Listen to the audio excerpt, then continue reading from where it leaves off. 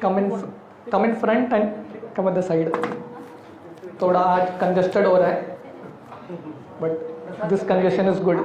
थोड़ा आगे, even माता जी, प्रभु आप लोग थोड़ा आगे आ सकते हैं. श्याम सीधा प्रभु, come little ahead.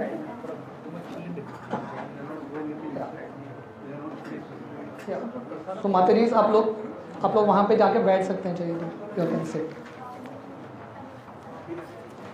ओके. ओम नमो भगवते वासुदेवाय. ओम नमो भगवते वासुदेवाय. ओम नमो भगवते वासुदेवाय.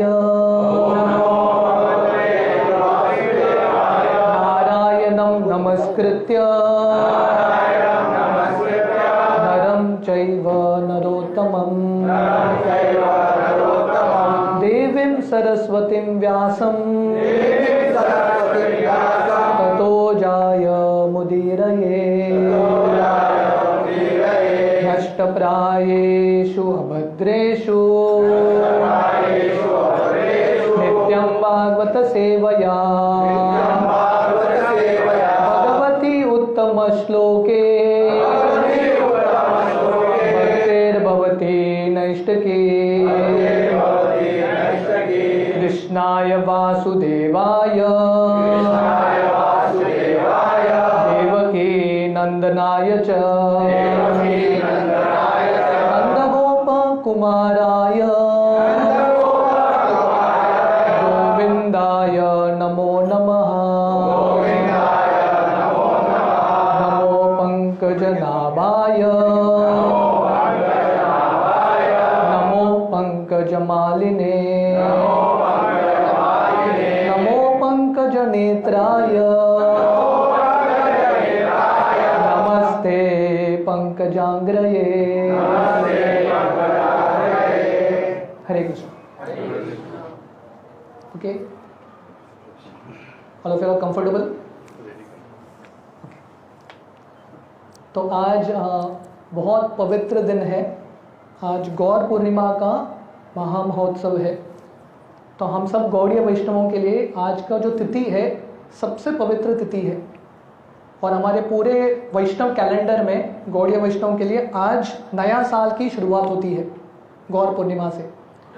तो आज के सत्र में हम श्री चैतन्य महाप्रभु का महिमा के बारे में थोड़ा सुनेंगे और उनके थोड़ा जो कथा है लीला के बारे में हम सुनेंगे.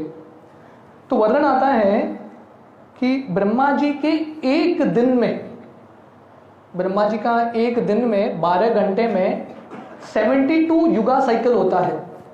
सत्य त्रेता द्वापर कली का एक युगा साइकिल है. ऐसे 72 युगा साइकिल्स होते हैं. और ये पूरे 72 युगा साइकिल्स में सिर्फ एक बार एक ही युग में, एक ही युगा साइकिल में कृष्ण आते हैं, पूर्ण पुरुषोत्तम भगवान, और वही युगा साइकिल में श्री चैतन्य महाप्रभु का आगमन होता है. तो इसलिए ये जो युग में हम हैं, हम सब बहुत भाग्यशाली है, क्योंकि यही युग में, यही दिव्य युग में कृष्ण भी आए हैं, पूर्ण पुरुषोत्तम भगवान, और श्री चैतन्य महाप्रभु भी आए हैं. इसलिए ये कलयुग को धन्य कली बोलते हैं. जनरली कलयुग धन्य होता नहीं है, कलयुग का कोई आराधना नहीं करता, पर ये कलयुग का आराधना होता है क्योंकि श्री चैतन्य महाप्रभु का अवतार होता है. तो बहुत सारे लोग हैं जो अलग अलग डेफिनेशन देते हैं भगवान के बारे में. अलग अलग लोगों का अलग अलग मत है. थोड़े लोग बोलते हैं कि भगवान निराकार है, थोड़े लोग बोलते हैं कि हम ही भगवान हैं, वी आर ओनली गॉड. मैं भगवान हूँ, आप भगवान हैं, और माया की वजह से हम भूल गए हैं. जब हम आध्यात्मिक मार्ग स्वीकार करेंगे तब हम पूर्ण रूप से भगवान बनेंगे. तो ऐसे बहुत सारे आध्यात्मिक मार्ग हैं. स्पेशली कलयुग में, कलयुग का दुर्भाग्य है कि जो लोग आध्यात्मिक मार्ग में आते हैं वो सब ये अलग अलग जो विचार हैं उसमें फंस जाते हैं. पर शास्त्र बताते हैं कि भगवान कौन है. कोई भी व्यक्ति भगवान बन नहीं सकता। तपस्या करके कोई भगवान बनता नहीं है, भगवान हमेशा भगवान ही होते हैं। इसलिए अगर हमको जानना है कि भगवान कौन है, हम कैसे जानेंगे?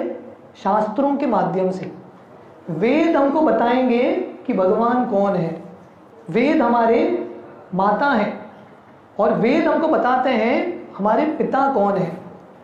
इसलिए वेद के एक नाम है अपुरुषेय। अपुरुषेय का मतलब है किसी पुरुष ने, किसी मनुष्य ने वेद की रचना नहीं की है। वेद की रचना कौन कर रहे हैं? व्यासदेव करते हैं। और व्यासदेव स्वयं भगवान के शक्तावेश अवतार हैं। और ये जो वेद हैं भगवान का श्वास है, ब्रीदिंग। भगवान जब श्वास लेते हैं उससे वेद आते हैं। इसलिए अगर हमको भगवान के बारे में जानना है तो कहाँ से जानना है? वेद से। जैसे आज श्री चैतन्य महाप्रभु का जन्मदिन है, आविर्भाव दिवस है, तो आज हम देखेंगे कि श्री चैतन्य महाप्रभु का वर्णन वेद में कहाँ है, शास्त्रों में कहाँ है। अगर आपको कोई बोलेगा मैं भी भगवान हूँ, तो पहला आपको पता करना चाहिए उसका उल्लेख शास्त्र में है कि नहीं। तो वेद बताते हैं भगवान का डेफिनेशन क्या है। ऐश्वर्यस्य समग्रस्य वीर्यस्य यशस्य श्रिय ज्ञान वैरागयश्चैव शनन भाग इतिंगना। तो ये पराशर मुनि व्यासदेव के जो पिता हैं वो भगवान का डेफिनेशन देते हैं। जिस व्यक्ति के पास ये 6 ऐश्वर्य पूर्ण मात्रा में है वो व्यक्ति भगवान है। तो ये 6 ऐश्वर्य हैं वेल्थ, धन, ऐश्वर्यस्य समग्रस्य वीर्य, वीर्य का मतलब है स्ट्रेंथ, यश का मतलब है फेम जो यश है, उसके बाद श्रिय, श्रिय का मतलब है सुंदरता, ज्ञान, वैराग्य। ये 6 ऐश्वर्य जिस व्यक्ति में पूर्ण मात्रा में है वो व्यक्ति बाय डेफिनेशन भगवान है। और शास्त्र बताते हैं एक ही व्यक्ति है जो ये भगवान के डेफिनेशन में फिट होते हैं। वो कौन है? कृष्ण। कृष्ण एक ही व्यक्ति हैं जो ये डेफिनेशन में फिट होते हैं। तो पहला ऐश्वर्य है वेल्थ। ऐश्वर्य, ऐश्वर्य का मतलब है वेल्थ, धन। कृष्ण जब ये धरातल पे लीला करते हैं, कृष्ण के कितने रानियां थे? 16,108। 16,108। हर एक रानी के लिए कृष्ण ने एक महल बनाया था, और वो भी पूरा मार्बल का महल। ऐसा एलईडी लाइट्स नहीं था वहां पे, जो हीरे हैं, जवाहरात हैं, वो सब लाइट्स थे। और वहां के जो फर्नीचर है आइवरी, आइवरी जानते हैं, हाथी का जो टस्क है उसको आइवरी बोलते हैं, सबसे कीमती चीज उसका फर्नीचर था। तो कितना इमेजिन कीजिए, कृष्ण जब ये धरातल पे लीला करते हैं उनका ऐश्वर्य इतना था, सिर्फ द्वारका में 16,108 महल। अंबानी को भी नहीं होगा, वॉरेन बफे को भी नहीं रहेगा, इतना ऐश्वर्य। दूसरा ऐश्वर्य है भगवान का यश, फेम। तो सबसे प्रसिद्ध व्यक्ति अभी भी भगवान कृष्ण आए 5,000 साल पहले, पर अभी भी कृष्ण प्रसिद्ध है कि नहीं? बाकी सब लोग आके चले जाते हैं, आया राम गया राम, पर कृष्ण का यश हमेशा रहता है। अभी भी जहाँ पे भी कृष्ण का उत्सव है, आज होली है, पूरा दुनिया मना रहा है, कृष्ण का उत्सव है। दशहरा भगवान राम का उत्सव है। जहाँ पे भी भगवान के उत्सव हैं लाखों लोग मनाते हैं। लाखों लोग वृंदावन जाते हैं, तिरुपति जाते हैं, पंढरपुर जाते हैं। तो अभी भी कलयुग बढ़ चुका है, फिर भी कलयुग में भी कृष्ण सबसे प्रसिद्ध है। ब्रिटिश आए, मुगल आए, बहुत लोग आए भारत के संस्कार को मिटाने के लिए, कृष्ण राम को समाप्त करने के लिए, फिर भी भगवान कृष्ण अभी भी सबसे प्रसिद्ध है। तो तीसरा ऐश्वर्य है स्ट्रेंथ, शक्ति। भगवान को शक्तिशाली बनने के लिए जिम नहीं जाना पड़ा, है कि नहीं? जब 2 महीने के थे, पूतना आती है कृष्ण को मारने के लिए, इतना खतरनाक राक्षसी पूतना आती है, और कृष्ण अनायास बहुत आसानी से पूतना को मार देते हैं। जस्ट 2 मंथ्स, अपना साइज भी नहीं बढ़ाते। बाकी अवतार में भगवान को थोड़ा साइज बढ़ाना पड़ता है, पर कृष्ण का अवतार इतना अद्भुत है, साइज भी नहीं बढ़ाते, वही शिशु के रूप में पूतना को मार देते हैं। 7 साल की उम्र में वो गोवर्धन को धारण करते हैं। गोवर्धनधारी, गिरिवरधारी। और गोवर्धन पर्वत अभी भी बहुत विशाल है, उस समय तो और विशाल था। कृष्ण बहुत आसानी से, जैसा एक छोटा बच्चा एक मशरूम को उठाता है, कृष्ण वैसे ही गोवर्धन को उठा लेते हैं। तो ये कृष्ण का शक्ति। और प्रभुपाद बताते हैं कि कृष्ण जब गोवर्धन उठाते हैं थोड़ा भी मसल स्ट्रेन नहीं होता, थोड़ा भी कष्ट नहीं होता कृष्ण को, बहुत आराम से। और एक हाथ में उठाते हैं कृष्ण गोवर्धन और दूसरे हाथ में बांसुरी भी बजाते हैं, ये बताने के लिए कि this is a simple thing for you. तो अगला ऐश्वर्य है कृष्ण का सुंदरता। कृष्ण इतने सुंदर हैं, इनफैक्ट गीता के 10वें अध्याय में भगवान बोलते हैं यद्यद विभूति मत्सत्वम श्रीमद ऊर्जितम एव वा। बोलते ये दुनिया में जो भी हम अद्भुत चीज देखते हैं, सुंदर चीज देखते हैं, वो कृष्ण का एक छोटा सा झलक है, a spark of my Splendor. ये दुनिया के छोटे से झलक सुंदरता के पीछे हम इतने पागल हो जाते हैं। इमेजिन करो कृष्ण कितने सुंदर रहेंगे। प्रभुपाद एक बार शाम के समय अपने भक्तों के साथ वॉकिंग कर रहे थे बीच पे, और एक भक्त प्रभुपाद बोला, Prabhupada just see this sunset, ये सनसेट देखो कितना सुंदर है। प्रभुपाद बोले ये सनसेट इतना सुंदर है, जिसने ये सन को बनाया है वो कितना सुंदर होगा। राइट, तो ये कृष्ण का सुंदरता है। कृष्ण के सुंदरता को देख के हर व्यक्ति पागल होता था। जो स्त्रियां हैं इतने पागल होते थे, कृष्ण को मिलने के लिए आते थे, वो ऊपर का वस्त्र नीचे पहनते थे, नीचे का वस्त्र ऊपर, क्या कर रहे थे उनको समझ में नहीं आता था, इतने मोहित होते थे कृष्ण के लिए। तो ये कृष्ण का सुंदरता। एंड देन कृष्ण का ज्ञान। अभी भी 5000 साल बाद हम भगवद गीता पढ़ते हैं, लोग भगवद गीता पे पीएचडी करते हैं, थीसिस करते हैं, और कृष्ण ने बहुत आसानी से गीता बोल दिया। 700 श्लोक बिना प्रिपरेशन के कृष्ण ऐसे बोल दिए, बस question answers, free question answers. और अभी भी लोग गीता के एक एक श्लोक को समझ नहीं पाते, इतना तत्व ज्ञान है। 5000 साल बाद भी सबसे प्रसिद्ध बुक भगवद गीता है। कोई व्यक्ति रहेगा जिसने मिलियंस ऑफ 10 मिलियन 20 मिलियन उसका पुस्तक बेचा होगा, इंटरनेशनल बेस्ट सेलर, वो सब कुछ भी नहीं है। कृष्ण का गीता सबसे फेमस है। और शिला प्रभुपाद ने तो और कर दिया, कृष्ण के ये ज्ञान को और बांट दिया, मिलियंस ऑफ कॉपी। सिर्फ इस्कॉन के 50 साल में millions and millions of Bhagavad Gita ISKCON ने ही बांटा है, बाकी लोगों को छोड़ो। तो ये कृष्ण का ज्ञान है। जनरली किसी के पास ये 5 में से, अब तक हमने 5 ऐश्वर्य के बारे में चर्चा किया, ये 5 में से किसी के पास एक भी ऐश्वर्य थोड़े मात्रा में रहेगा, नेचुरली व्यक्ति घमंडी बनता है। किसी के पास थोड़ा बहुत धन भी है, घमंड आता है, ऐसा कॉलर उठा के चलता है। किसी के पास थोड़ा ज्ञान है तो घमंड आता है, सुंदरता है तो घमंड आता है। पर कृष्ण के पास ये 5 ऐश्वर्य, धन है, सुंदरता है, यश है, ज्ञान है, सब कुछ है, फिर भी भगवान नम्र है। ये भगवान की सबसे बड़ी महानता है। ये सब होते हुए भी नम्र। भगवान अर्जुन के सारथी बनते हैं, पार्थ सारथी, नंद महाराज यशोदा का सेवा करते हैं। तो कृष्ण के अंदर इतना वैराग्य है, ये सब होते हुए भी ये सब चीजों के प्रति आसक्ति नहीं। इसलिए शास्त्र बताते हैं कि कृष्ण भगवान है।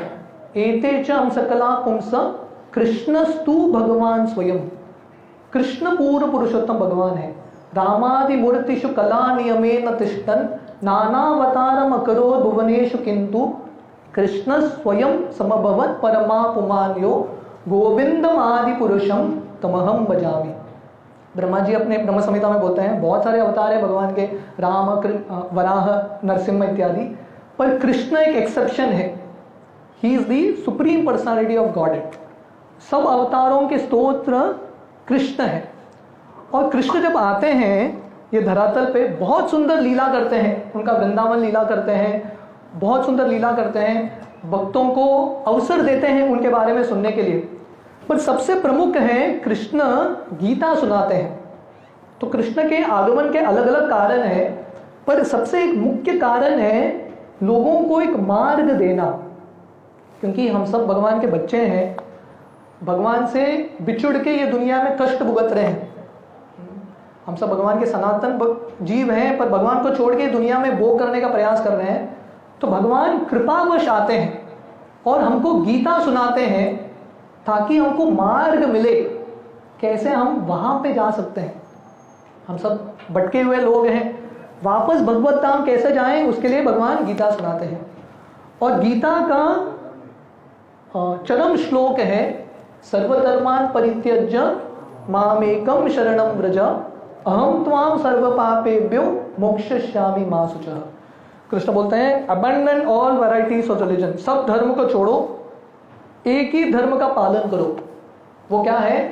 पूर्ण रूप से मेरा आश्रय लो, और अगर आप मेरा आश्रय लोगे निश्चित रूप से मैं आके आपको आपकी रक्षा करूंगा।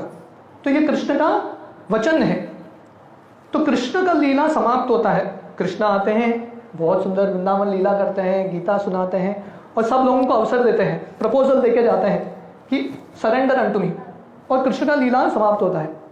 कृष्ण भी चले गए भगवत धाम। पर प्रॉब्लम क्या है, जब कृष्ण का लीला समाप्त होता है कलयुग शुरू होता है। तो कलयुग बहुत एक खतरनाक वातावरण है। प्रायेण अल्पायुष्य सभ्य कलौ अस्मिन् युगे जना मंद सुमंद मतयोर मंद भाग्य उपद्रत। कलयुग के लोगों के पास आयु कम है, बुद्धि कम है, क्षमता कम है और दुर्भाग्य इतना है, इतने सारे कष्टों से भरे पड़े हैं। तो क्या करें? कृष्ण ने गीता तो सुनाया, फिर भी लोग अभी गीता का पालन नहीं कर पा रहे। तो भगवान कृष्ण भगवत धाम में सोच रहे हैं क्या करें। मैंने बच्चों के लिए, हम सब के लिए भगवान ने गीता सुनाया, फिर भी लोग इसका पालन नहीं कर पा रहे। तो भगवान सोचते हैं मैं फिर से अवतार लूंगा और इस बार आके लोगों को भक्ति कैसा करना है सिखाऊंगा। तो वर्णन है श्रीमद् भागवतम में, ब्रह्मन धर्मस्य वक्तानाम कर्ता तद अनुमोदिता तद चिकीर्षयन लोक इमम आसित पुत्र माकिदा। तो ये श्रीमद् भागवतम का 10वां स्कंद है। I am the speaker of religion, it's performer and sanctioner. I observe religious principles to teach them to the world. तो कृष्ण धर्म बताते हैं, धर्मशास्त्र देते हैं, गीता प्रचार करते हैं, पर हर एक प्रचारक का कर्तव्य है पालन करना। क्योंकि अगर आप कोई बोलेगा कि ये मत करो, टीवी मत देखो, स्वयं टीवी देख रहा है, आचार नहीं कर रहा है, तो प्रचार में शक्ति नहीं होता। तो कृष्ण सोच रहे हैं मैंने सबको बताया है मेरा शरण लेने के लिए, पर मैंने अपने आचरण से नहीं सिखाया है, इसलिए मैं अभी भक्त के रूप में आऊंगा। मैं ऐसा अवतार लूंगा जहां पे मैं भगवान के रूप में नहीं हूं, भक्त के रूप में हूं, और मैंने जो गीता में सुनाया उसका मैं स्वयं पालन करके दिखाऊंगा। इसको इंग्लिश में बोलते हैं वॉक योर टॉक। जो आप वचन बोल रहे हैं उसके अनुसार चलो। इसलिए चैतन्य चरितामृत में वर्णन आता है, आपनी करीमो भक्त भाव अंगीकारे आपनी आचारी भक्ति शिकाई मो सबारे आपनी न कैले धर्म शिका न याय एते सिद्धांत गीता भागवते घाय। तो भगवान सोच रहे हैं I shall accept the role of a devotee, आपनी करीमो भक्त भाव अंगीकारे।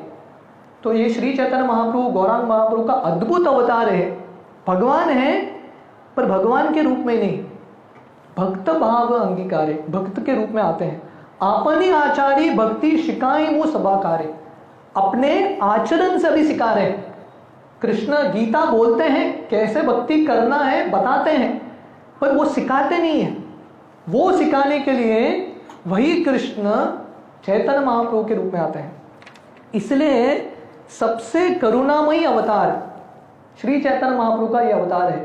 परम करुणा बहुदुई जन निताई गौर चंद्र सब अवतार सार शिरोमणि केवल आनंद कंद। तो ये लोचनदास ठाकुर बोलते हैं परम करुणा बहुदुई जन, ये दो भाई हैं गौर निताय जिनका हमने अभिषेक किया, वही कृष्ण बलराम कलयुग में गौर निताय के रूप में आते हैं। परम करुणा, सबसे करुणामयी अवतार है। सब अवतार सार शिरोमणि, जितने भी अवतार हैं उनके शिरोमणि, टॉप मोस्ट गौर निताय हैं। मतलब कृष्ण से भी ज्यादा कृपालु चैतन्य महाप्रभु है। और ये चैतन्य महाप्रभु का अवतार 2 in 1 है। जैसा होता है ना मोबाइल में डबल सिम होता है, तो वैसे चैतन्य महाप्रभु 2 in 1 है। कृष्ण भी हैं और राधा रानी भी है। Krishna in the mood of Radha Rani, Krishna है पर राधा रानी के भाव में। तो परम पूज्य गौर गोविंद महाराज बताते हैं ये जो चैतन्य महाप्रभु के अवतार के बारे में एक अंदरूनी कहानी। तो बोलते हैं जब भगवान आते हैं नरसिंह देव के रूप में, नरसिंह देव के रूप में आके क्या करते हैं, हिरण्यकशिपु को फाड़ देते हैं और प्रहलाद को अपने गोद पर रखते हैं और पिता का प्रेम प्रहलाद को दे रहे हैं। तो नरसिंह देव सोच रहे हैं, अरे मैंने तो पिता का प्रेम प्रहलाद को दिया है, पर मेरे माता पिता कौन है, मुझे माता पिता का प्रेम कौन देगा? क्योंकि नरसिंह देव कहाँ से आते हैं? कंबे से आते हैं, उनका तो माता पिता नहीं है। तो नरसिंह देव बोलते हैं अगले बार से जब अवतार लूंगा मैं माता पिता स्वीकार करूंगा। इसलिए राम के जो रूप में आते हैं भगवान, माता पिता स्वीकार करते हैं, दशरथ, कौशल्या। और भगवान श्री रामचंद्र के पत्नी भी होती है सीता देवी, भाइयों का भी रस उनको मिलता है, सख्य रस, वात्सल्य रस मिलता है और थोड़ा बहुत माधुर्य रस, और सुग्रीव इत्यादि के साथ सख्य रस का आदान प्रदान होता है। पर वही भगवान श्री राम जब कृष्ण के रूप में आते हैं, उनके अंदर एक इच्छा उठती है। ये इच्छा क्या है? गौर गोविंद महाराज एक कहानी बताते हैं। एक बार कृष्ण राधा रानी से मिलने के लिए जाते हैं वृंदावन में, और कृष्ण थोड़े लेट हो गए अपॉइंटमेंट में। अपॉइंटमेंट दिया था, राधा रानी ने टाइम दिया था, कृष्ण आए नहीं टाइम पे, क्योंकि राधा रानी की एक ऑपोजिशन, एक सहेली है, ऑपोजिट एक ग्रुप है, चंद्रावली का ग्रुप। तो ये दो ऑपोजिट पार्टी है। तो कृष्ण थोड़ा चंद्रावली से मिलने के लिए गए और वहां पे थोड़ा समय चला गया। तो कृष्ण जब भागे भागे आए, टाइम देखते हुए लेट हो गया, तो राधा रानी की असिस्टेंट है विशाखा सखी, और विशाखा सखी बहुत स्ट्रिक्ट है। कृष्ण भी विशाखा से को देख के डरते हैं, कांपते हैं। तो विशाखा बोलती है ये टाइम है आने के लिए, अभी राधा रानी का दर्शन नहीं होगा। कृष्ण भीख मांगते हैं, कृपा करके राधा रानी का दर्शन दे दो। तो ये वृंदावन है, वृंदावन के बाहर सब लोग कृष्ण का आराधना करते हैं, पर वृंदावन में कृष्ण का कुछ वैल्यू ही नहीं है। कृष्ण ऐसे ही भिखारी के रूप में घूमते हैं, उधर भिक्षा मांगते हैं राधा रानी की कृपा के लिए, क्योंकि वृंदावन के जो स्वामिनी है वो है राधा रानी, और कृष्ण थोड़ा क्या बोलते हैं, किराए के रूप में रहते हैं। He is like, Radha Rani बोलती है ठीक है आप भी रह जाओ। तो कृष्ण को इतना बुरा लगता है राधा रानी का दर्शन नहीं हो रहा है, तो कृष्ण बार बार भीख मांग रहे हैं, थोड़ा तो दर्शन दे दो। विशाखा बोलती है कुछ नहीं, आपको बहुत देख लिया हमने, आप भाग जाओ इधर से, आपको दर्शन नहीं। तो कृष्ण बहुत निराश होकर आते हैं।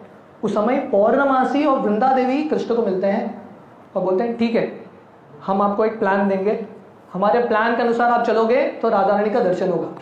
कृष्ण बोलते हैं कुछ भी चलेगा, कुछ भी बोलो हम करने के लिए तैयार। तो वृंदा देवी और पौर्णमासी बोलती है पहला मोर पंख छोड़ दो, कृष्ण निकाल देते हैं। दूसरा बोलते हैं बालों का शेविंग करो, कृष्ण के इतने सुंदर बाल, वृंदा देवी बोलती बालों का शेविंग करो, कृष्ण बालों का शेविंग कर लेते हैं। बोलते अभी सन्यासी का वस्त्र पहनो, हाथ में डंडा ले लो। तो कृष्ण को सन्यासी बना देते हैं, हाथ में डंडा, और बोलते हैं अभी जाओ राधा रानी के पास। कृष्ण जब ये ऐसे सन्यासी के रूप में जाते हैं और उनका कलर भी चेंज होता है, कृष्ण श्याम वर्ण के हैं, काले कलर के हैं, कृष्ण का अभी कलर चेंज होता है गौर वर्ण, गोल्डन कलर। और कृष्ण जाते हैं अपने भक्तों के बातचीत को मान के विशाखा देवी राधा रानी के पास जाते हैं। तो विशाखा देवी जब देखती है ये सन्यासी को, बोलती है आ जाओ आ जाओ आ जाओ, थोड़ा हमारे राधा रानी को आशीर्वाद दे दो। तो फिर से राधा कृष्ण का मिलन होता है, और राधा रानी जब सामने आती है ये सन्यासी का रूप पिघल जाता है और कृष्ण का रूप आता है। तो गौर गोविंद महाराज बोलते हैं ये जो सन्यासी हैं ये श्री चैतन्य महाप्रभु है।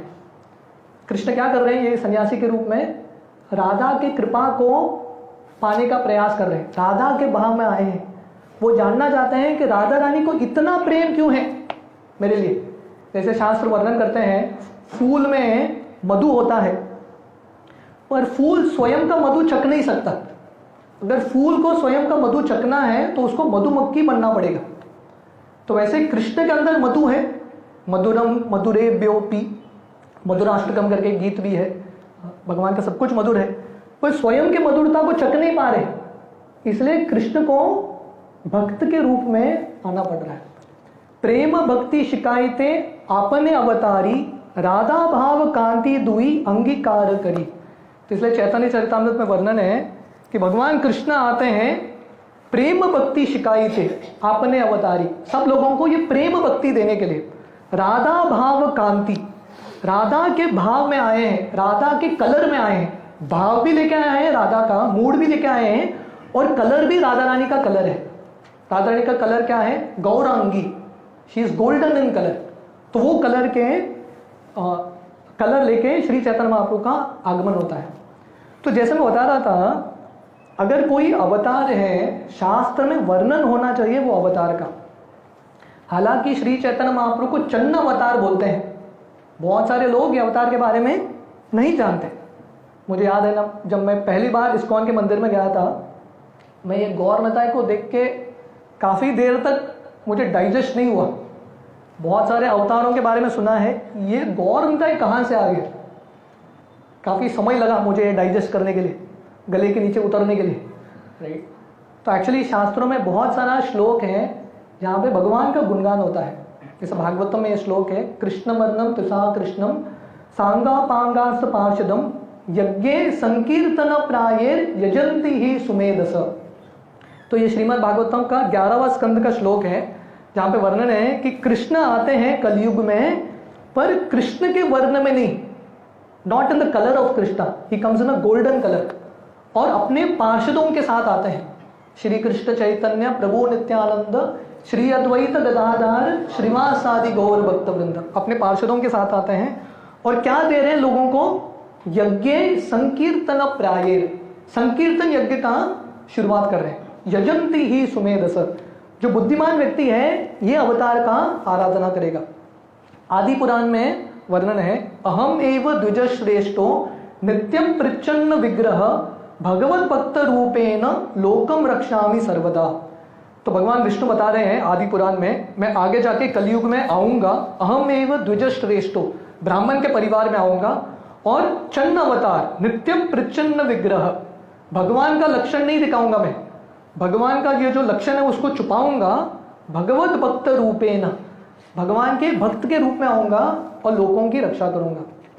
वैसे ही गरुड़ पुराण में वर्णन आता है, अहम पूर्णो भविष्यामि युग संध्यो विशेषतः मायापुरे नवद्वीपे भविष्यामि सचीसुतः। जहाँ पे भी भविष्य काल का वर्णन है, यहाँ पे आगे जाके मैं नवद्वीप में अवतार लूंगा। भगवान का अवतार होता है चैतन्य महाप्रभु का मायापुर नवद्वीप में। अहम पूर्णो भविष्यामि युग संध्यो विशेषतः, युग संध्यो का मतलब है इन बिटवीन टू युगस। तो जब दो युग ओवरलैप होते हैं, जनरली होता है ना, जब सुबह मॉर्निंग एंड नाइट ओवरलैप होते हैं, उसको क्या बोलते हैं? संध्या। There is a period of sandhya, evening time. तो वैसे दो युग जब ओवरलैप होते हैं, वो जो शुरुआत हो रहा है युग है, उसके पहले भाग को संध्या बोलते हैं।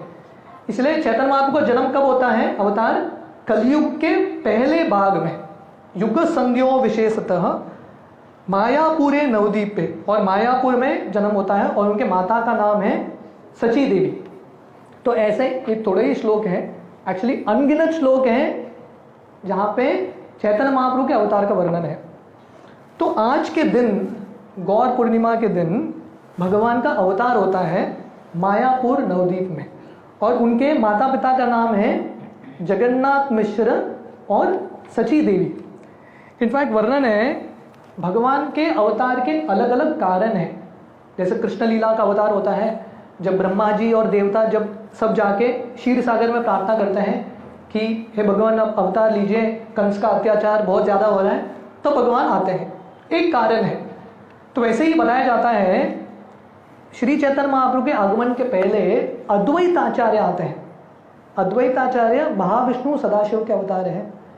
तो वो कलयुग के वातावरण को देख रहे हैं, खासकर नवद्वीप के वातावरण को देख रहे हैं कि कोई भी व्यक्ति भगवान का भक्ति नहीं कर रहा है, मनुष्य जन्म पाके इंद्र तृप्ति में वेस्ट कर रहा है। मनुष्य जन्म पाइया राधा कृष्ण न बजिया, जानिया सुनिया विषकायिनो। क्योंकि ये मनुष्य जन्म बहुत दुर्लभ है। ये प्राप्त करके व्यक्ति इसको वेस्ट कर देता है, भगवान की भक्ति नहीं करता। तो ये देख के अद्वैत आचार्य को बहुत बुरा लगता है। तो भक्त का ये लक्षण है पर दुख दुखी, दूसरे के दुख को देख के उसको दुख होता है। श्रील प्रभुपाद 70 साल की उम्र में वृंदावन में थे। प्रभुपाद को तो जिंदगी फर्स्ट क्लास चल रहा था, राधा दामोदर मंदिर में भजन कर रहे थे, सब कर रहे थे। पर प्रभुपाद किसके बारे में सोच रहे हैं? अमेरिका के लोगों के बारे में सोच रहे हैं कि ये लोग तड़प रहे हैं भगवान कृष्ण के बिना, ऐसा मछली तड़पती है पानी के बिना।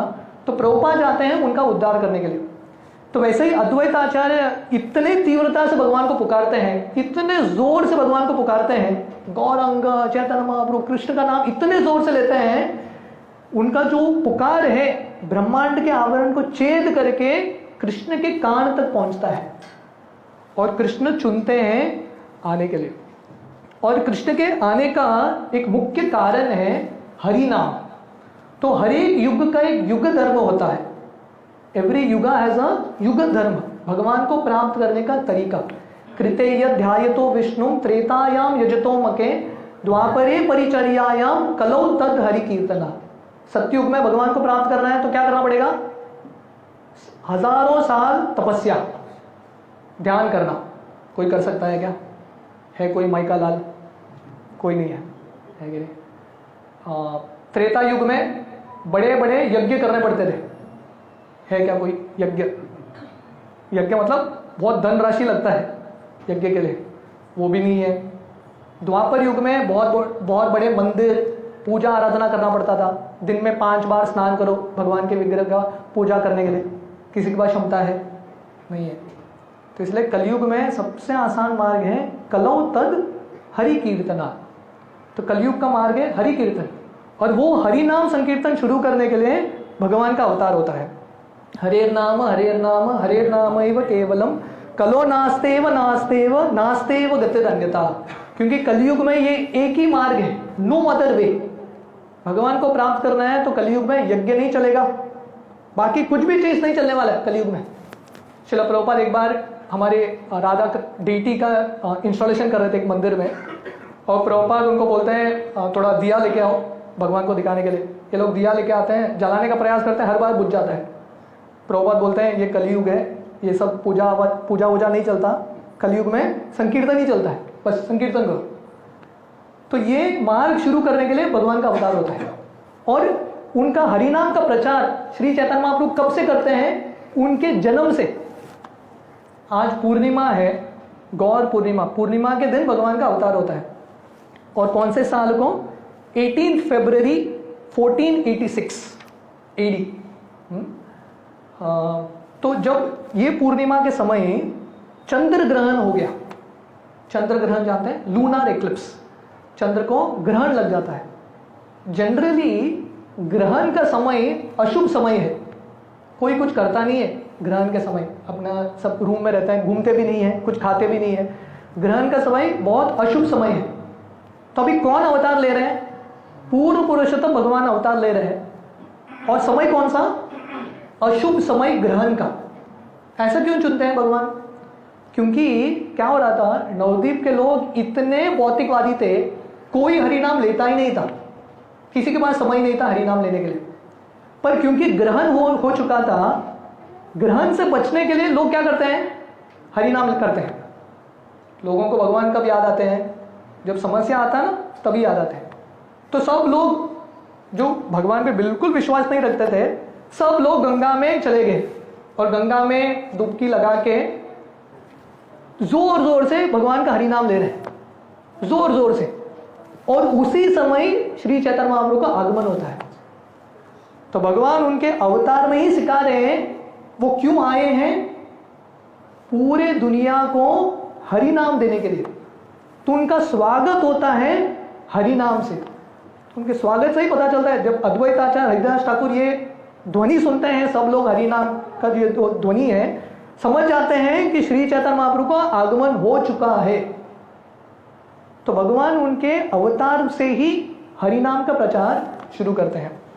और जब वो छोटे बच्चे के रूप में थे, उनके जो माता पिता हैं और जो स्त्रियां हैं, उन्होंने भगवान का एक नाम रखा था निमाई, क्योंकि उनका जन्म नीम पेड़ के नीचे होता है। तो क्या करते थे, भगवान रोते थे, छोटे बच्चे रोते हैं तो बहुत जोर जोर से रोते थे, और सब लोग आके भगवान को खिलौना देते थे, ये देते थे, स्वीट देते थे, भगवान रुकते ही नहीं थे, रोते रहते थे कंटिन्यूसली। तो सब लोग सोच रहे हैं अरे हमने सब ट्राई कर लिया, ये बच्चा तो नहीं रुक रहा है। साथ में आके सब कीर्तन करते हैं, भगवान का हरिनाम करते हैं। जब वो कीर्तन करते हैं भगवान रोना बंद कर देते हैं, हंसते हैं। तो ये लोग समझ गए कि ये लड़के को, ये बच्चे को शांत कराना है तो हरिनाम। तो क्या करते थे, हरिनाम करते थे, भगवान शांत हो जाते थे, और ये लोग भी हरिनाम बंद कर देते थे। फिर से भगवान जोर जोर से रो रहे हैं, और ये लोग सोच रहे हैं क्या करें, हरिनाम शुरू करते थे, भगवान हंसते थे। ये लोग हरिनाम बंद करते थे, भगवान फिर से रोना शुरू। मतलब इतना जोर से रोते थे और हमेशा रोते थे ताकि हर व्यक्ति कंटिन्यूअसली हरिनाम कर सके। तो कंटिन्यूअसली बचपन से ही उनका हरिनाम संकीर्तन चल रहा था, continuously he was chanting the Holi names. तो ये भगवान का अद्भुत अवतार है, शुरुआत से ही लोगों को हरिनाम दे रहे हैं। तो ये कहानी आती है कि एक बार जब निमाई पंडित श्री चैतन्य महाप्रभु छोटे शिशु के रूप में थे, सब देवी देवता आते हैं भगवान का दर्शन लेने के लिए, क्योंकि भगवान का ये करुणामयी अवतार है। उनका दर्शन लेने के लिए सब देवी देवता आते हैं सची माता के घर में। और सची माता को पता नहीं देवता आए हैं, उनको लग रहा है कि अलग अलग भूत प्रेत आए हैं, अलग अलग सटल बॉडीज में आते हैं। और क्या करते हैं, सची माता के गोद से चैतन्य महाप्रभु को लेते हैं और एक सिंहासन पर बिठाते हैं और उनका अभिषेक करते हैं। जैसे हमने अभिषेक किया आज, वैसा अभिषेक करते हैं। कौन कर रहे हैं, सब देवी देवता। क्योंकि जो देवता हैं स्वर्ग में रहते हैं, पर वो भगवान के शुद्ध भक्त नहीं है, दे आर मिक्स्ड डिवोटीज। भगवान का भक्ति भी करते हैं और भोग करने का भी वृत्ति है उनके अंदर। They want best of both worlds. ये दुनिया में मजा भी करना है, थोड़ा बहुत इंद्र तृप्ति भी चाहिए, थोड़ा बहुत भक्ति भी चाहिए। पर वो जब देखते हैं कि श्री चैतन्य महाप्रभु आए हैं लोगों को शुद्ध भक्ति देने के लिए, तो सब देवता आते हैं और भगवान से प्रार्थना करते हैं। तो ये जो प्रार्थना है हम सबका होना चाहिए। प्रार्थना क्या है कि भगवान मुझे शुद्ध भक्ति दीजिए। न धनम न जनम न सुंदरी कवितां वा जगदीश कामये मम जन्मनि जन्मनीश्वरे भवता भक्ति रहित की त्वयि। मुझे ये दुनिया का कुछ भी चीज नहीं चाहिए, मुझे आपका भक्ति ही चाहिए। तो ये प्राप्त करने के लिए देवता आते हैं। तो कहने का मतलब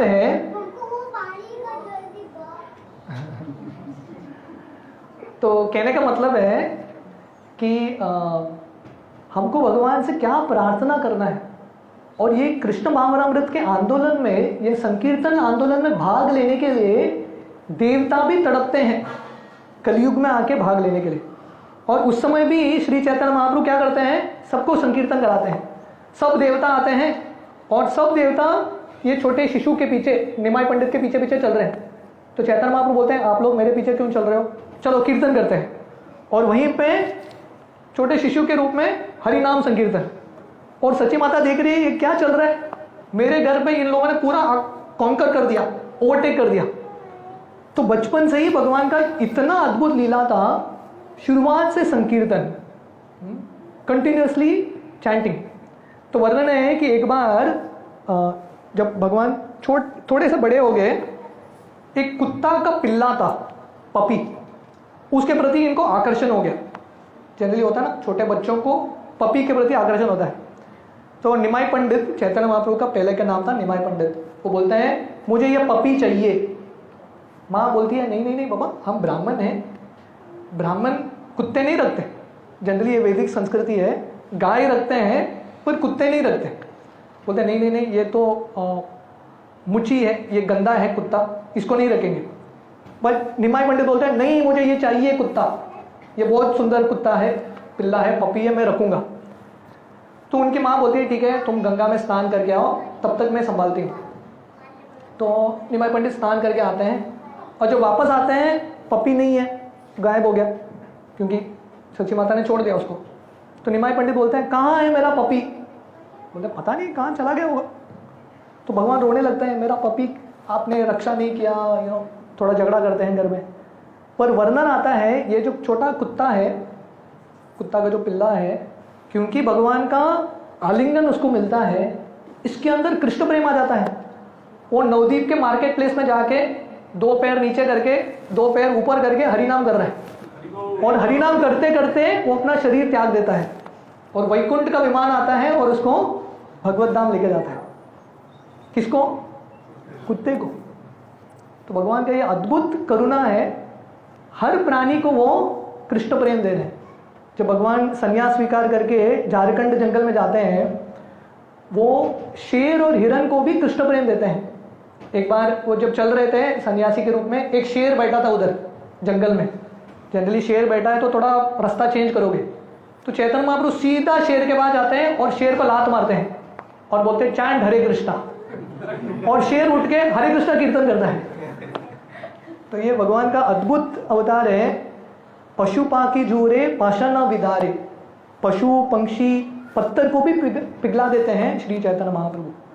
तो एक बार ऐसे भगवान की अनेक सारी कहानियां हैं। मुझे उन्होंने 9 o'clock डॉट टाइम दिया है एंड करने के लिए, सो 8 minutes टू गो। तो एक बार सची देवी एक विग्रह थे, एक देवी थी षष्ठी देवी, उनके लिए उन्होंने स्वीट्स बनाया था अर्पण करने के लिए। तो निमाई पंडित आ जाते हैं और षष्ठी देवी का जो स्वीट है वो खा लेते हैं। सची माता बोलते हैं क्या कर रहे हो, तुम्हारे अंदर संस्कार नहीं है, ये देवी का प्रसाद के लिए है, तुमने खा लिया। भगवान बोलते हैं मैं वो देवी का स्वामी हूँ, मेरा आराधना करने से सब हो जाता है। यथा तरोर मूल निषेचेन तृप्यन्ति तत्स्कंद भुजोपशाखा। तो भगवान यहाँ पे भी एक सिद्धांत दे रहे हैं। वो सिद्धांत क्या है कि अगर हम कृष्ण का आराधना करेंगे ऑटोमेटिकली सब देवता का आराधना हो जाता है, अलग सा देवताओं की आराधना करने की जरूरत नहीं है। और एक बहुत इंटरेस्टिंग एंड शॉकिंग एक लीला होती है। मायापुर में चैतन्य महाप्रभु के घर के पास भगवान के एक भक्त रहते थे जिनका नाम था मुरारी गुप्त। वो हनुमान जी के अवतार हैं, भगवान राम के बहुत बड़े उपासक। तो चैतन्य महाप्रभु छोटे से बच्चे हैं, सीधा जाते हैं मुरारी गुप्ता के घर में, और मुरारी गुप्ता थाली लेके प्रसाद खाने के लिए बैठे हैं, लंच खाने के लिए। और निमाई पंडित क्या करते हैं पता है? सीधा उनके प्लेट में सुसु करते हैं, यूरिनेट करते हैं। मुरारी गुप्ता सोच रहे हैं क्या कर रहा है ये लड़का, मतलब इतना गट सीधा आके। उसके बाद चैतन्य महाप्रभु बोलते हैं कि देखो तुमने भक्ति का मार्ग त्याग करके ये जो सिद्धि है, ये यौगिक सिद्धि है, ये प्राप्त करने के लिए तुम लगे हो। ये कैसा है? भक्ति का मार्ग खाने की तरह है, वेरी हेल्दी। पर जब तुम मिश्र भक्ति करते हो, इसके अंदर ज्ञान कर्म योग इत्यादि मिक्स करते हो, ये एक मूत्र की तरह है, इट कंटामिनेट्स द फुल थिंग। इसलिए आप क्या करो? शुद्ध भक्ति करो। तो चैतन्य महाप्रभु बच्चे के रूप में भी शिक्षा दे रहे हैं। वो क्या है? हमको कौन सा भक्ति करना है? शुद्ध भक्ति। अन्याभिलाषिता शून्यम ज्ञान कर्मादि अनावृतम अनुकूलेन कृष्णानुशीलनम भक्तिरुत्तम। बिना ज्ञान बिना कर्म हमको भक्ति करना है। इसलिए कृष्ण स्वयं उद्धव को बताते हैं भागवतम में, न साध्यति माम योगो न सांख्यम धर्म उद्धवो न स्वाध्याय तपो त्यागो यथा भक्तिर ममोर्जित। तो कृष्ण स्वयं उद्धव को बताते हैं मुझे ज्ञान से सांख्य से योग से जाना नहीं जा सकता, वैराग्य से मुझे एक ही मार्ग से जान सकते हैं, वो है अनन्य भक्ति। तो ये जो लीला होती है, मुरारी गुप्ता इतने प्रसन्न होते हैं कि भगवान ने बहुत ग्राफिक उदाहरण दिया, पर उनको लेसन मिल गया। उस दिन से मुरारी गुप्ता भगवान के अनन्य भक्त बनते हैं। तो ऐसे करते करते एक समय आता है जब भगवान डिसाइड करते हैं। तो पहले 24 साल श्री चैतन्य महाप्रभु गृहस्थ के रूप में थे। उनकी पत्नी थी विष्णुप्रिया, उनकी माँ थी। पर चैतन्य महाप्रभु को लगता है नहीं, मुझे अभी संन्यास स्वीकार करना है, क्योंकि भगवान का अवतार हुआ था लोगों को हरि नाम देने के लिए। पर क्योंकि गृहस्थ थे, बहुत ज़्यादा लोग भगवान को सम्मान नहीं कर रहे थे, टेकन फॉर ग्रांटेड, और उस समय सन्यासी को ज़्यादा रिस्पेक्ट मिलता था। तो भगवान सोचते हैं मैं आया हूँ लोगों का उद्धार करने के लिए, तो इसलिए मैं क्या करता हूँ, संन्यास स्वीकार करता हूँ। इसलिए विष्णु सहस्रनाम में यह श्लोक है, सुवर्ण वर्ण हेमांगो वारंगत चंदनांगदी संन्यासकृत शम शांत निष्ठा शांति परायण। तो ये श्लोक में, ये विष्णु सहस्रनाम का श्लोक है, जो विष्णु सहस्रनाम पढ़ते हैं उनको ये श्लोक पता है। तो ये जो श्लोक है चैतन्य महाप्रभु का अवतार के बारे में बता रहे हैं कि 24 साल में भगवान संन्यास स्वीकार कर लेते हैं। और संन्यास क्यों स्वीकार करते हैं? ताकि लोगों को प्रचार कर सके, so that he can preach. Bhagavatam के 11वें स्कंद में और एक बहुत सुंदर श्लोक आता है। तो ये श्लोक इस प्रकार है, त्यक्त्वा सुदुष्ट्यज सुरेक्षित राज लक्ष्मिन धर्मिष्ठ आर्या वचसा यदागत अरण्यम माया मृगम दयेक्षित अन्वदावत वंदे महापुरुष ते चरणार विंदम। तो यहाँ पे कौन से अवतार के बारे में बता रहे हैं उसका वर्णन नहीं है। वंदे महापुरुष ते चरणार विंदम, ऐसे महापुरुष को मैं प्रणाम करता हूं। तो आचार्य बताते हैं ये जो श्लोक है 3 अवतार को लागू होता है, एक ही श्लोक, 1 श्लोका फॉर 3 अवतार्स। तो पहला ये श्लोक कृष्ण के बारे में बताता है। तो ये श्लोक में वर्णन करते हैं सुरेक्षित राज्य लक्ष्मण। राज्य लक्ष्मी का मतलब है बहुत बड़ा राज्य। तो कृष्ण का जन्म होता है मथुरा में, पर कृष्ण जन्म लेते ही क्या करते हैं, त्यक्त्वा, मथुरा छोड़ देते हैं, मथुरा के नगरी को छोड़ देते हैं। क्यों? आर्या वचसा, क्योंकि उनके माता पिता वसुदेव और देवकी चाहते थे कि कृष्ण वृंदावन चले जाए।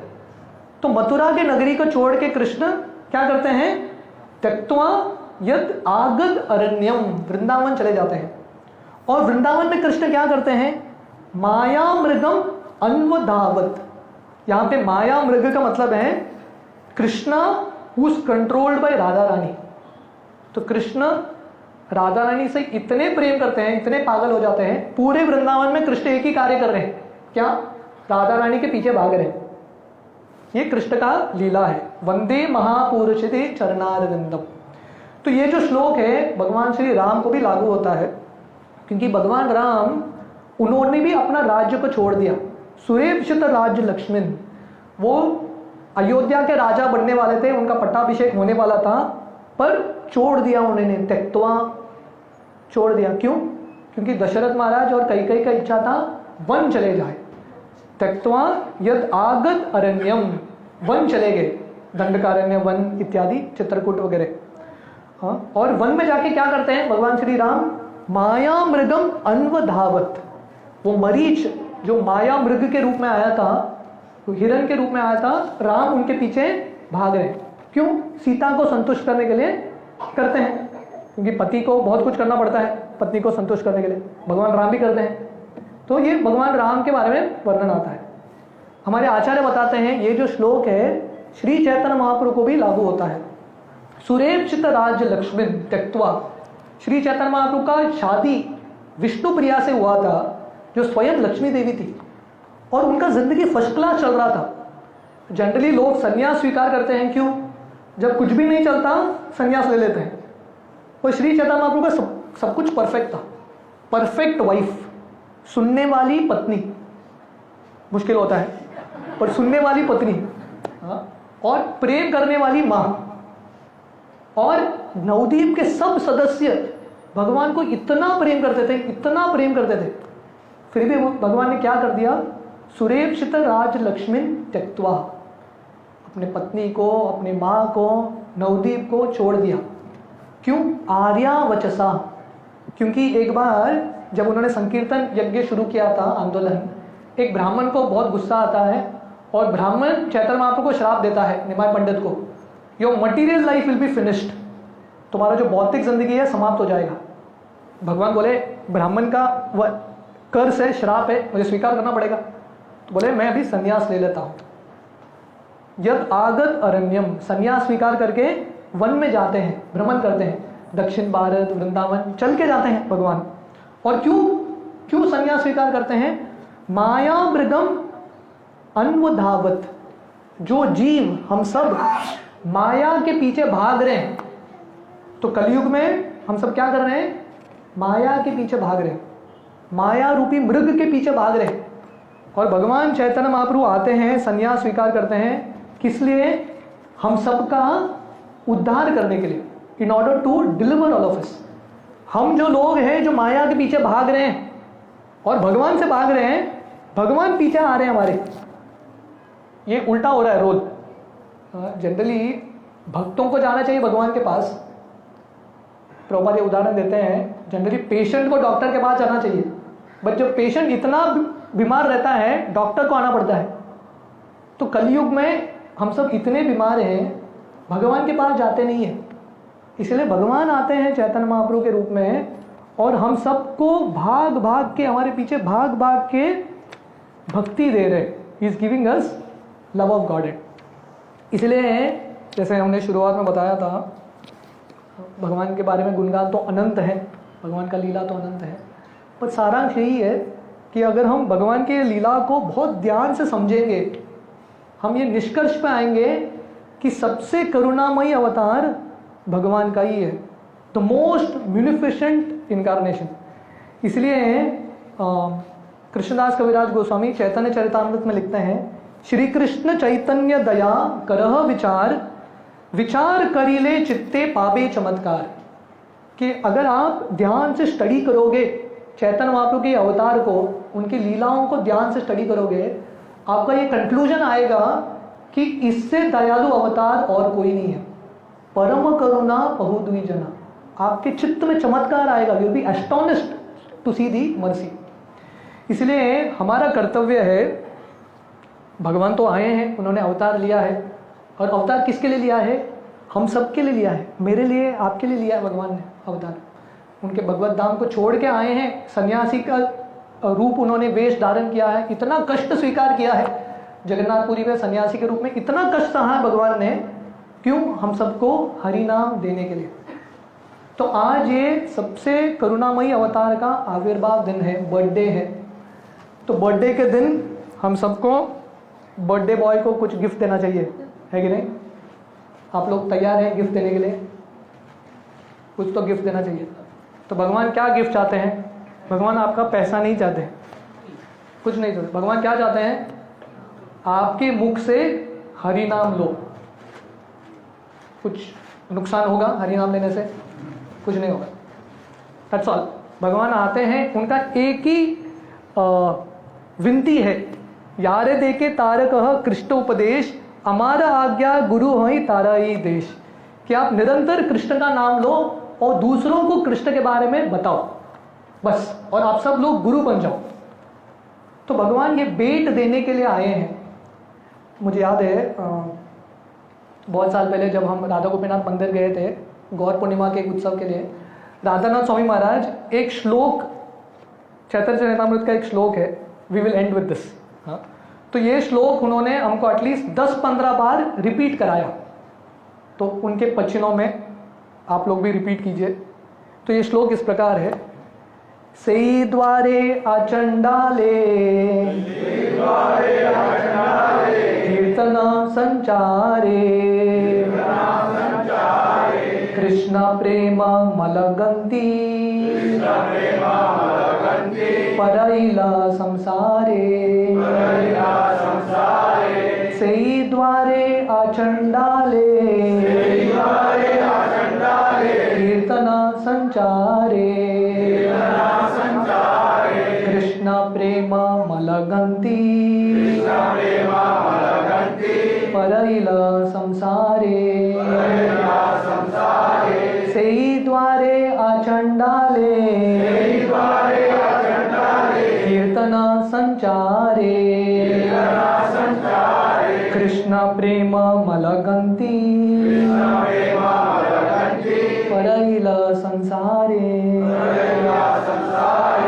तो यहाँ पे वर्णन है, श्री चैतन्य महाप्रभु आए हैं सबको कीर्तन से संचारित करने के लिए, सबको ये कीर्तन का रस देने के लिए। और इसके लिए क्या कर रहे हैं? वो हर एक द्वार में जा रहे हैं। जो सबसे पतित लोग हैं, चंडाल है, सबसे गिरे हुए लोग हैं, उनके द्वार में जाके भगवान क्या बोल रहे हैं कि आप कृष्ण का नाम लो, कृष्ण माता, कृष्ण पिता, कृष्ण प्राणधन, आप कृष्ण का नाम लो। और भगवान एक हार लेके आए हैं। जनरली हमको जाना चाहिए भगवान को भेंट देने के लिए, right? Generally we should offer a garland to God. पर ये अवतार में भगवान आए हार लेके, और किसको पहना रहे हैं? हम सबको हार पहनाने के लिए आए हैं। कृष्ण प्रेम मलगंती परहिल संसारे, पूरे संसार को कृष्ण प्रेम का हार पहना रहे हैं। तो ये बहुत अद्भुत अवतार है भगवान का। भगवान आए हैं हम सबको ये कृष्ण प्रेम, गोलोकेर प्रेम धन हरि नाम संकीर्तन, ये संकीर्तन का मार्ग देने के लिए। इसलिए हमको भगवान को ये भेंट अर्पण करना है। जो वो भेंट लेके आए हैं हरि नाम का, उसको हम थोड़ा गंभीरता से लें। Try to take it a little more seriously, क्योंकि जिंदगी ऐसा ही निकलता रहता है। भक्तिविनोद ठाकुर उनके गीत में बोलते हैं, नाम बिना किचु नाही को आर 14 भुवन माजे। ये 14 लोकों में भगवान के हरिनाम के अलावा और कुछ धन नहीं है। सत्यम सत्यम पुनः सत्यम हरेर नामैव केवलम, ये एक ही चीज सत्य है। इसलिए ये जो भेंट भगवान देने के लिए आए हैं आज के दिन, भले ही सबके सामने न बोले, एटलीस्ट गौरवताई के सामने हम जाके कुछ तो बोल सकते हैं, हे भगवान आज से मैं और थोड़ा गंभीरता से ये संकीर्तन आंदोलन में भाग लूंगा या लूंगी। हम सब प्रयास कर सकते हैं, 1 माला 2 माला 4 माला, जो भी हम कर रहे हैं, we should promise Chaitanya Mahaprabhu today to go to the next step. जो भी वो नेक्स्ट स्टेप है, एटलीस्ट एक नेक्स्ट स्टेप आगे बढ़ना चाहिए। तो जैसा मैं बोल रहा था, गौर पूर्णिमा हमारे लिए एक नए साल की शुरुआत है। गौड़ीय वैष्णवों के लिए नए साल की शुरुआत एक नए रेजोल्यूशन के साथ होता है, और सबसे बड़ा रेजोल्यूशन क्या है? भगवान के भक्ति में तीव्रता।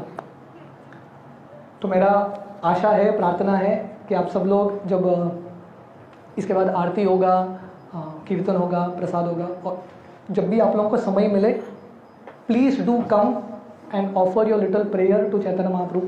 पहला तो धन्यवाद बोलिए कि हमारे लिए भगवान का ये अवतार हुआ है। और आप सब लोग सोच सकते हैं और भगवान को बता सकते हैं what you would like to give Krishna. Chaitanya Mahaprabhu को आप कौन सा भेंट देना चाहते हैं, कितना माला बढ़ा सकते हैं, क्वालिटी, क्वांटिटी इत्यादि। आप सबका बहुत बहुत धन्यवाद। हरे कृष्णा। गौर पूर्णिमा महामहोत्सव की जय। श्री चैतन्य महाप्रभु की जय। गौरांग महाप्रभु की जय।